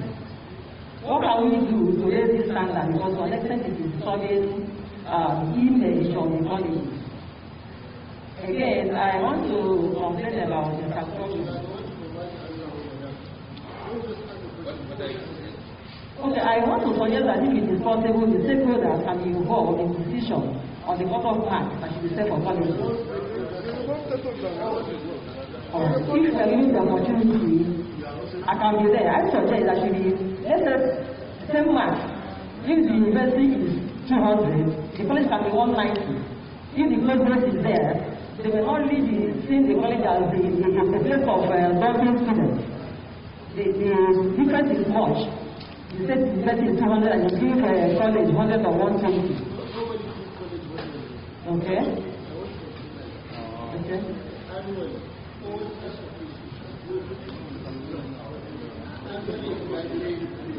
My job, establish the cut-off point. And it is not jam that is inside the cut-off point. It is the institution. It is the university that will say we want 180. Polytechnics will say 150. And colleges of education will say 100. It is not jam. I want to talk about that. And all of us used to be there. All. There is no exception. So you are fully represented. If you have any other suggestion, you can let us know. So I fully support the chairman with this because I happen to be the chairman of the Education Committee for very, very long time. And I used to attend that meeting, they call it and it is the way it is done. For some colleges of education, private institutions, universities do go by night and go lower than what they agreed. But when you do that, it is easier in college of education because they don't go on NYSC. But the university, if you have put somebody lower than the cut-off mark that year, JAM will wait. When it is the year of graduation of that student, you will not go on, you will not be allowed to proceed with services. Well, you see, cut-off is determined by subscription. It is available. If somebody who scores 200 has not selected college of education, and those who think they cannot make it select college of education, and they score between the range of 90, 80, and so on, and you have a carrying capacity of, let's say, like Academy has carrying capacity of 4,000, and it cannot allow its teachers to lie fallow when money is there to pay their salaries. It cannot allow facilities there to remain when they are there. Then the ammunition, are these students qualified? Do they have 5 credits? They don't. I mean, they do. If they do, then they are admissible. They exercise to know whether they actually received a standard exam before. It may not be a determinant. So sometimes you want to think about this. It is not because we are learning that. It is because you have to do what is available.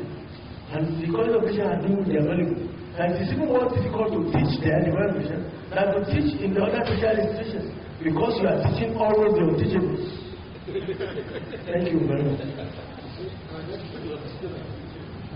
Thank you so much, sir. I also want to suggest that if it is possible, our infrastructure should be kind of stepped up. We don't have enough classes. Students are admitted, you have students, and the can only take 40 or 50. It's a problem. High students hanging outside the school. And in this type of condition as well, sometimes you cannot just even think of. They don't have places to stay. Them hanging around the hosting community, and severally they are affected by some happenings in the environment. I don't know what can be done if it is possible for something to help us build more hostels. Let the students, 50% of students should stay on campus rather than staying outside. In some areas, you find up to 80% of students staying outside, and it's a problem. Lecturers as well should also be given good accommodation. Because when they see where we stay as an office to teach, they they will encourage to also ask the people to come. And when they see a foreign state sort of, they feel discouraged to become teachers. Thank you so much.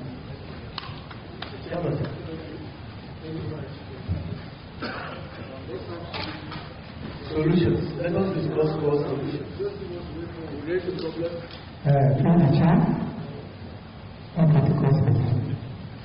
My name is Ezekiel Ndoro, the National Secretary of National Association of Race of Education Academic Affairs of Nigeria. I want to start by thanking the leadership of COEASU for organizing all the different countries and having invited and given this summit. I want to present the fact we are not talking about attrition in Somalia. Before now, because of the education is suffering very well, especially in the campus. If not because of the single act, the former president of Nigeria, the late Governor, the Hebrew University, that said that the kind of migration of the staff from college of education to university and polytechnic is coming too much, making college of education as a big gap. Any staff that has backed his PhD will tend to go to university where things are happening. But when we came, we now did what is called migration. Those who are in the second one should move to the and to 15 without any commission. And that's why we have the problem. The lecturers we have anybody that has PhD may like to go to university. Then when we come to the science teaching, science teaching, there is a comparative study and the evidence is in humanity. When we come to science, science is divided into two parts: the theoretical science and the experimental science. When we come to theoretical science, lecturers are in charge of that. And when we come to experimental science, they are the technology.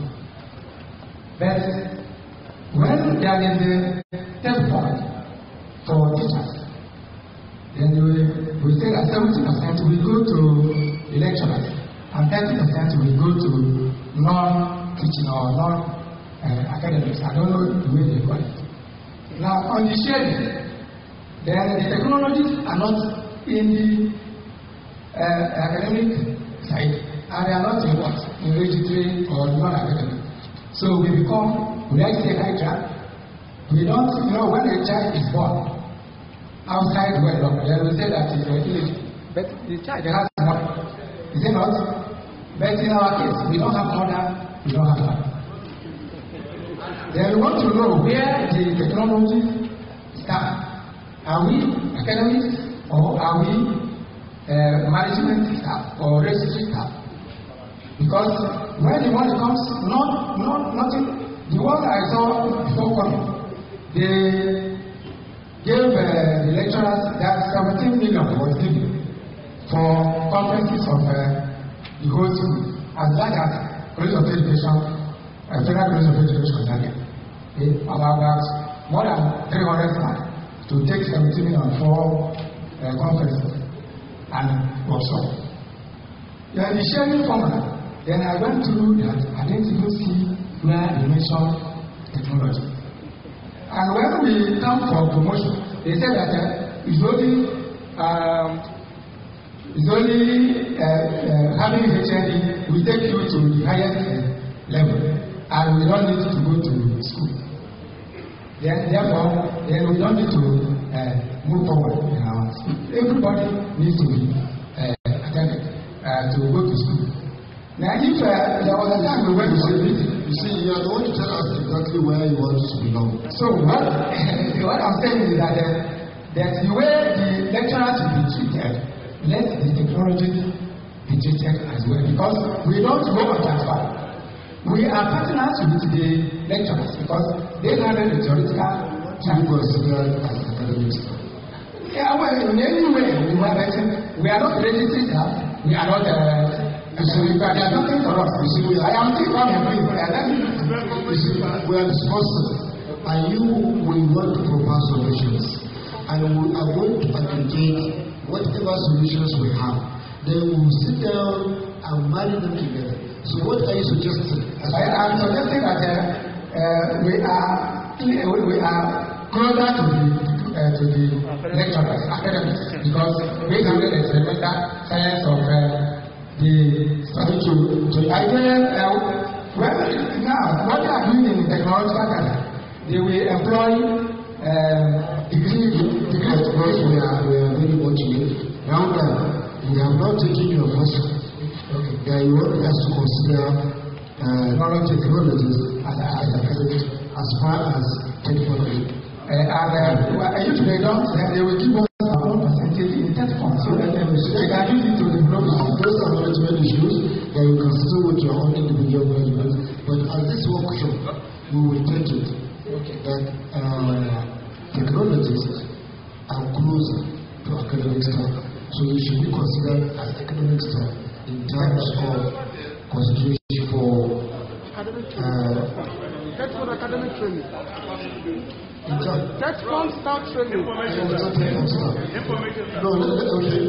Information. Yes. You see, we are all mature here, and we appreciate their coming. But for you to become a lecturer, academic staff, you must present conference papers. Jonas.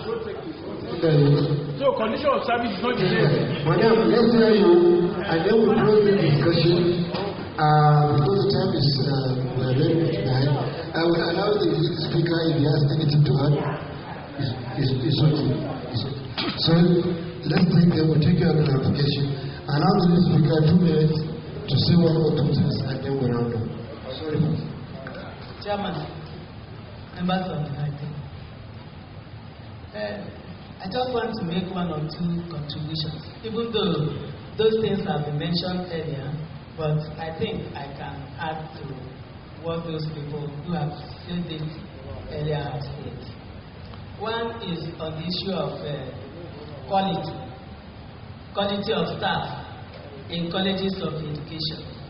I think that we can raise the quality of the teaching staff in colleges of education through, for instance, improving on our promotions, that is on our criteria for promotion.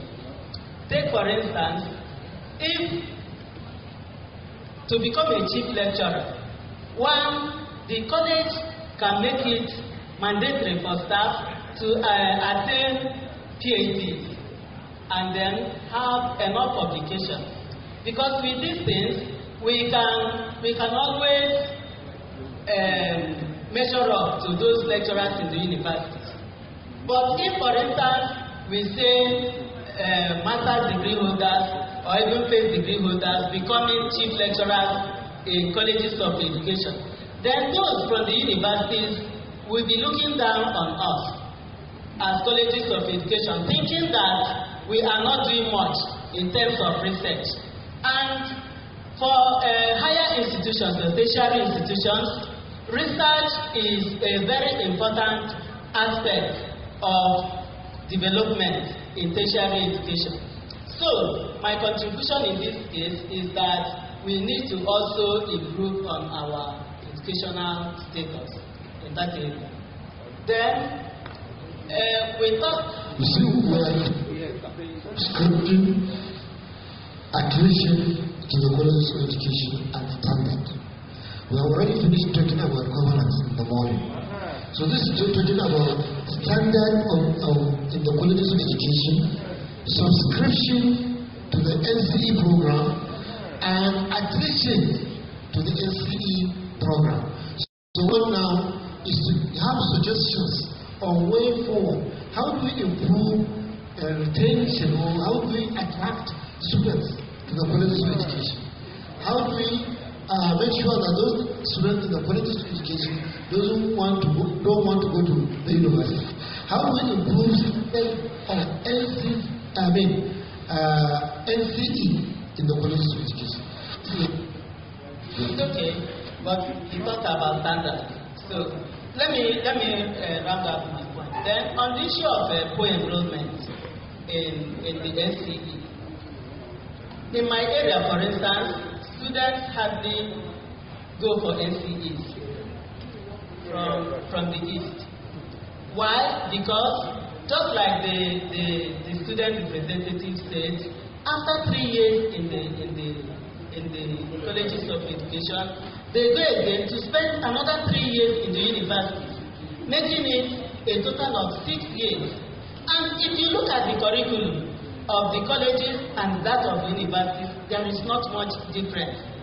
So, and for instance, some of us who were products of colleges of education earlier on, we did 2 years in the universities, and we came out better than those that went for 4-year programs. I know that for sure because I'm an example. So my suggestion there is that those students that pass through the colleges of education can do 2 years at maximum in the universities, and I believe they will also do very well, come out with first class, 2-1 and 2-2 at least. That is after doing NCE. Then finally, in the area of colleges of education, I think that one thing the government, I think this one will be in the area of policy making, that one thing the college can, the government can look at is to maybe collapsing the faculty of education with colleges of education, that is collapsing them together, making them one. And then from there, we can produce professors and so forth and so on as colleges of education. That is not having faculties of education. Because if you go to the universities, for instance, if you go to faculty of education, their enrollment in the year doesn't pass 300, 200. But if you go to most of these colleges of education or old colleges of education, their enrollment annually is nothing less than 1,000, 1,005. You can check for to certify what I can say. So, if the government can decide to kind of merge the faculties of education with the colleges of education, then I believe that they can even perform better. Generally. You see, actually, that is what is contained in the proposed bill for the amendment of NCC. It is contained there that the NCC should now be converted into National Teacher Education Commission, where NCC should be responsible. That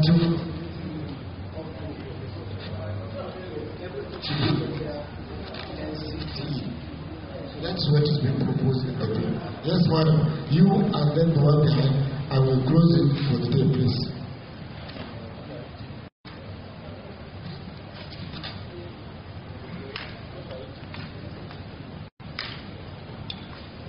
Good afternoon, colleagues and our executive on the high table. I want to talk about the standard of education in our colleges of education. I think we are forgetting something here. The students we admit. Some of these students come from miracle centers.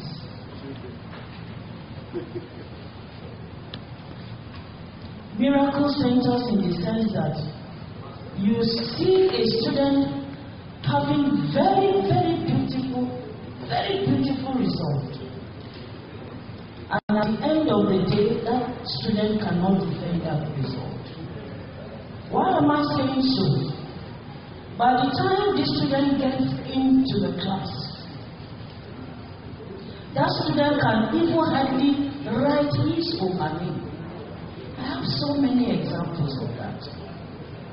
And so, if we are talking of the standard of education in colleges of education, we have to go back to the root cause. Some of these students, well, we don't know them, so they come in with their beautiful results. and you find out that they are messing up in the class. So one of my suggestions is that, just like the nursing council, you know that the nurses will, students are given admission, they have what they call reading exams. I don't know how the colleges can do that. So that before you even go into 100 level, you sift out the students. You sift out the students. Now you hardly see withdrawals. Do you know why? By the time you get to academic board and they see that your students are failing, they query the lecturers. They query the lecturers. Your head of department will ask you, why are these students failing? You don't have a human face. And you discover that sometimes you have to add, you keep adding marks, and adding marks. It's quite unfortunate when they go even for teaching practice. I had to at a point, I don't know, I had to at a point intercept because the student teacher was just messing up there.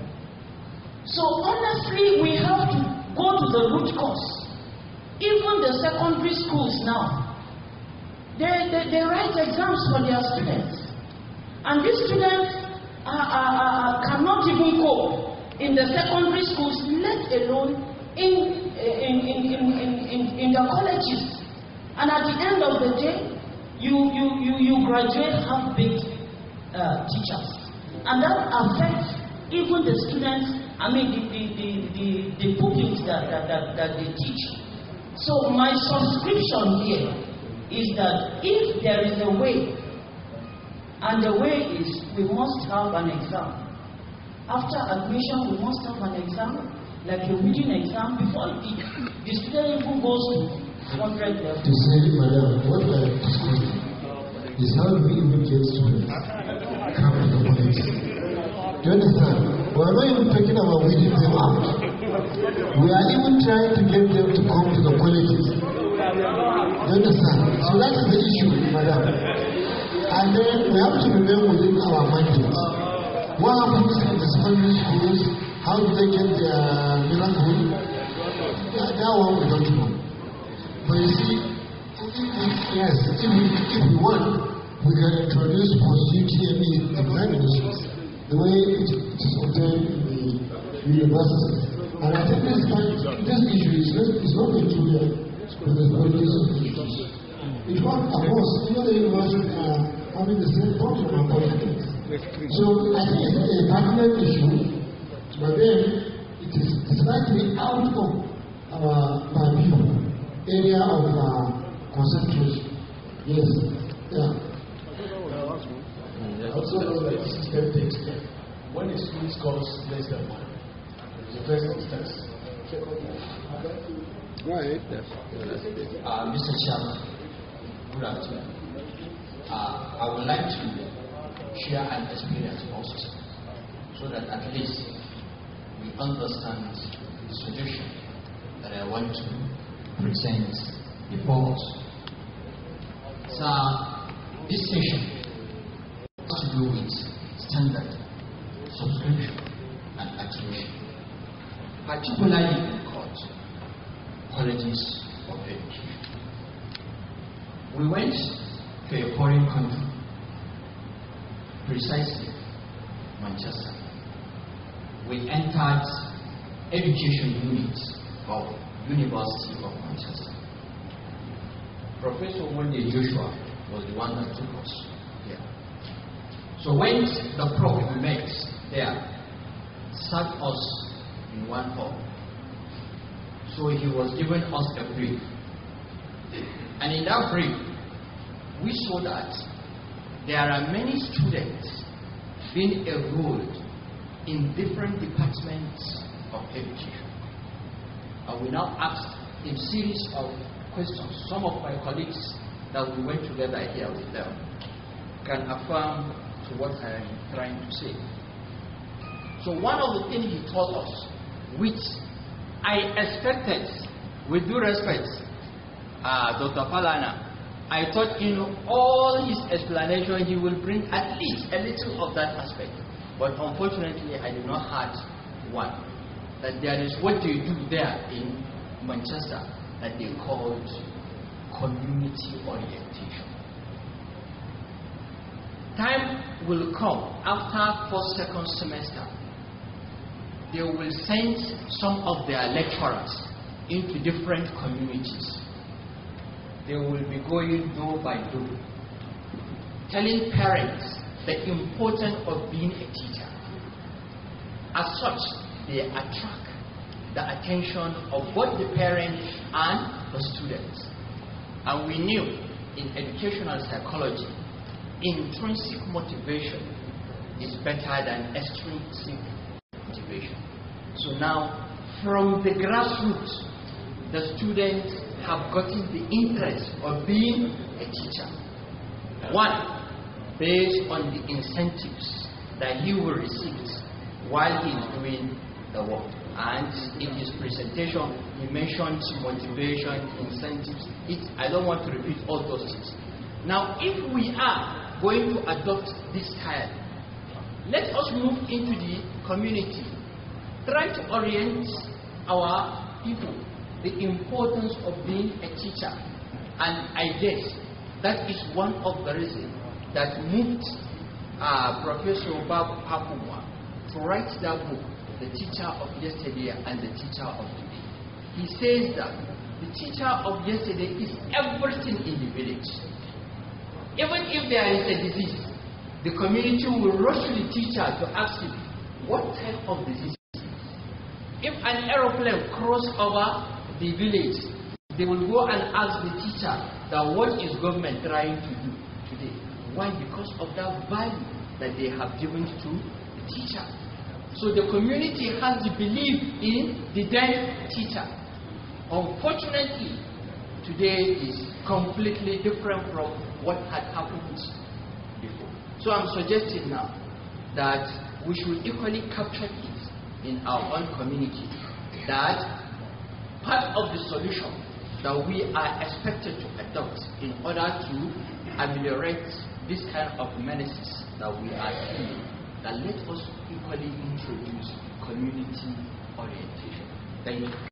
Thank you. This is a very good one. But I want to emphasize the fact that some of the colleges, some of our colleges are already into that.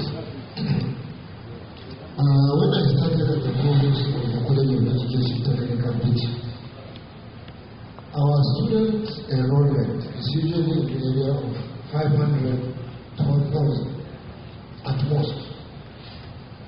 But then, my registrars there, we introduced a number of policies, among which there is community participation, orientation. There are 8 local governments that are directly related to each in Kano State, in the zone. We send to each local government chairman a letter, and in the letter we specify that the college is willing, is ready to forgo half the registration fee, and then that is for the disabled students, and no admission, what do you call it, application fee. You know, previously we used to apply to the college, and the application form goes for 3,000 naira. And we now send to each local government 100 forms free. And then we went to each secondary school and talked to the pupils about the significance of coming to the college. We also, like I said, set aside a hostel accommodation for especially girl students. Right now, our enrollment used to go between 4,000 to 5,000 annually. So the issue requires some insight, thinking inward. What do you do? How do you go about it? What is our peculiarities? How do we, in fact, as I'm speaking to you, we have established 3 entrepreneurship centers. What we realize that a woman that is married and completed a primary school, she was into junior secondary school, and her parents got her married, and she cannot go beyond that, and she cannot come from Kochi to Bichi. We decided to go to Kochi and establish an entrepreneurship center where we can enroll her, supervise her on tuition and NCE. And then what do I now, as I'm coming to this meeting, I've already scheduled a meeting with my registrar will tell you, Council Basic Education Commission.